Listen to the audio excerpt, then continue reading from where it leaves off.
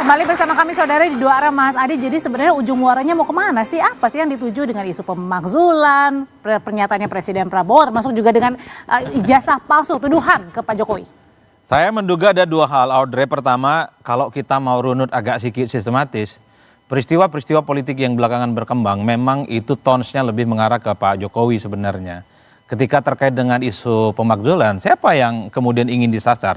Tentu bukan hanya soal wakil presiden, tapi adalah mastermind di balik wakil presiden terkait dengan ijazah. Ini kan sebagai upaya untuk merusak kredibilitas mantan presiden terdahulu yang dinilai seterusnya dan seterusnya. Termasuk juga soal apa yang kemudian matahari kembar. Ini bukan soal presiden saat ini Pak Prabowo, tapi siapa yang mengintervensi dan ngatur-ngatur. Saya kok sedikit perlahan mulai mengurai, ini kok ujung-ujungnya mengarah ke Solo terus gitu, Audrey.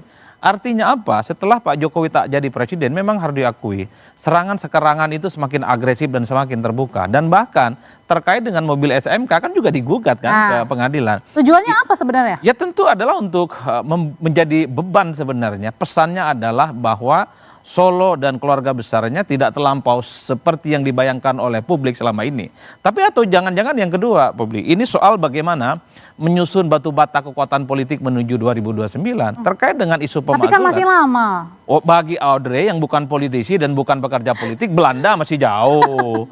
Tapi bagi para politisi, orang-orang yang punya mimpi bertanding dan maju di 2029, saya kira memang kekuatan politiknya per hari ini sudah diperhitungkan. Sorry itu saya harus kita akui posisi wakil presiden Gibran saat ini tentu akan menjadi spotlight yang selalu akan diperbincangkan soal potensi maju di 2029 entah sebagai calon presiden atau minimal dibaca oleh publik akan bersanding kembali dengan Pak Prabowo Subianto. Tapi kan kita ingat belakangan ini kan kita mendengarkan begitu banyak misalnya elit-elit partai yang sudah memberikan dukungan politik ke Pak Prabowo, PAN, PKS, Demokrat, Golkar. Bagi saya 2029 pemilu sudah selesai dalam konteks pemilihan presiden. Orang sedang berpikir kira-kira siapa yang bisa berdampingan dengan Pak Prabowo Subianto. Jadi orang-orang di sekitarnya sedang berebut ini, Audrey, berebut paling supaya kelihatan paling Pak Prabowo Subianto. Emang benar kayak gitu Bang Kodari sedang memperebutkan Wapres di 2029 siapa yang menjadi pendamping Pak Prabowo? Ini kira-kira pertanyaannya akan pecah kongsi apa enggak dengan Pak Jokowi di 2029? Siapa yang pecah kongsi dengan Pak Jokowi? Pak Prabowo Subianto. Gini, pertama 2029 itu bagi Pak Prabowo sendiri kan beliau sudah berulang kali mengatakan tergantung bagaimana kinerja saya. Program kerjanya berjalan dengan baik atau tidak, respon masyarakat seperti apa. Jadi saya hakul yakin bagi Pak Prabowo jangankan berpikir mengenai wakil presiden. Untuk maju 2029 pun beliau juga masih mengatakan ya kita lihat dulu kerjanya bagus atau tidak.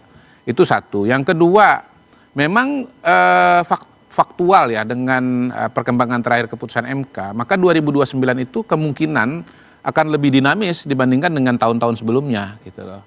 Karena partai politik bisa mengajukan kandidat tanpa ada angka 20% seperti sebelumnya dan karena itu wajar kalau ada banyak tokoh dan kandidat yang kemudian punya proyeksi atau bahkan melakukan kerja-kerja politik dari sekarang. Tapi yang pesan penting menurut saya adalah bahwa sesungguhnya seperti kata Pak Prabowo, suatu bangsa itu bisa maju kalau elit politiknya itu bekerja sama gitu. Itu sebabnya Pak Prabowo tuh komunikasi dengan Pak Jokowi, tapi kalau gonjang-ganjing begini, Bu Mega, dengan Pak Audrey, kalau dilihat dari jauh, Bang Kodari ini mirip-mirip memang sangat layak jadi bos PCO. Ini posisi yang tertukar. Jangan. Nanti dikaitkan dengan pergantian Pak Kunto lagi nanti ke depan. Gini, bahkan Pak Prabowo berselora begini ya. Kalau saya bisa konsultasi dengan Pak Harto, saya konsultasi dengan Pak Harto. Saya bisa konsultasi Gus Dur, saya konsultasi dengan Gus Dur. Saya bisa konsultasi dengan Pak Bung Karno, saya konsultasi dengan Bung Karno. Itu loh maksud beliau itu, bahwa beliau ini komunikasi dengan semua pihak untuk kekuatan bangsa dan negara. Jangan ditafsirkan bahwa itu jadi boneka atau diintervensi. Begitu. Saudara, terima kasih buat bapak-bapak semuanya. Terima kasih Bang Kodari, terima kasih Pak Komarudin. Kebanyakan Kodari Terima kasih. Saudara, demikianlah Dua Arah malam hari ini. Saya Audrey Chandra pamit undur diri. Selamat malam, sampai jumpa lagi. Thank you, Bang.